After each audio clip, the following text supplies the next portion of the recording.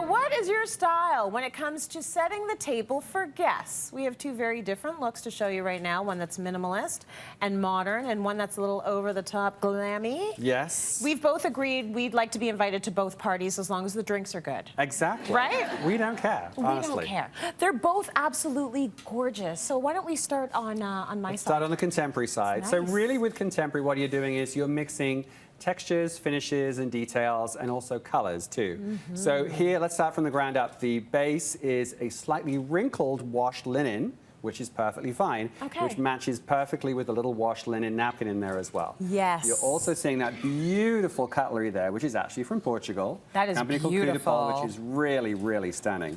Look at this. Talk about jewelry for the table. That's stunning. Really quite fantastic.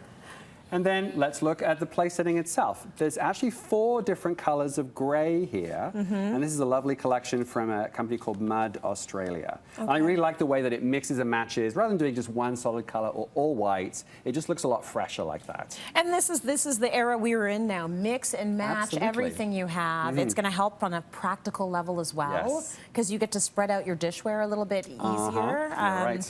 This is my favorite. You like that little guy. So if you want to lift that up, that actually is for either salt or pepper, or even a mix of the both at the table. Individual ones at the place setting, or spaced down the table. It can be really, really pretty. That is absolutely beautiful. Just gorgeous. And then talking of individual, a little individual bottle of Prosecco by a place setting, or at least 2 or 3 spaced down the table in a smaller sized, scaled, very lovely contemporary ice bucket here is really fantastic. And then candlelight too. Absolutely. Really very important. It raises miles of lines if we have them at all. And just sets an atmosphere as well.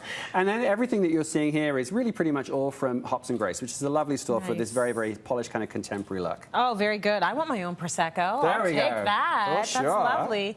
Okay, let's talk about glamour. Toujours glamour. Gorgeous. So we're sparkling with color. I found all these lovely kind of pinky tones from H&M Home. So the gold and sparkle in the place setting there. Pink and gold in the glassware. And again, a mix of glasses, different heights and different sizes. So you've got water, wine, and sparkling covered there. Big statements with kind of glamorous pieces. Pineapple on the table because it's a sign of hospitality. So you can have pineapples all year round if you want to, especially if they're glamorous and gold for the holidays. Nice. Okay. So once again, really gorgeous cutlery there. That's right. Beautiful. Some very Same company?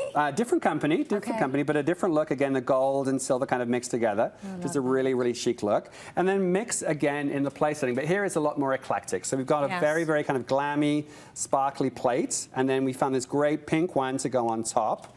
But the pièce de résistance is a magnolia. And I have to say it with a terrible southern accent. Magnolia. Magnolia. It's a magnolia leaf. That's basically you get a fresh magnolia leaf and a gold pen, and then you can inscribe the place setting for everyone at the table. That's a nice individual, personal touch.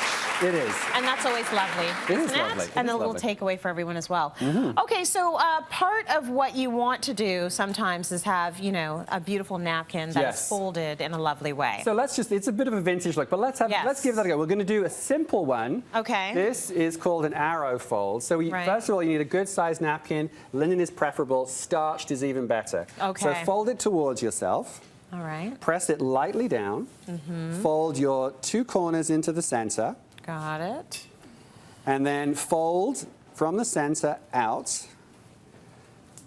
Just a little bit like that, and out like that. And then pinch. Let's see if we can do this. You need a third hand in here almost. Pinch from the middle. Pinch from the middle, and there you have your folded napkin. Oh, look at that. Okay. Mine is the floppy version. That doesn't stay. Oh, there we go. It's almost, see, mine's popping up as well. See, beautiful linen like this really is what will make a table feel special. And if you're really into doing these, what you'll end up doing is actually kind of pressing and steaming at each stage of the game. I was just going to say that. You just do a little bit of ironing and it's going to stay. And I think that's really beautiful. Did you say this is more traditional?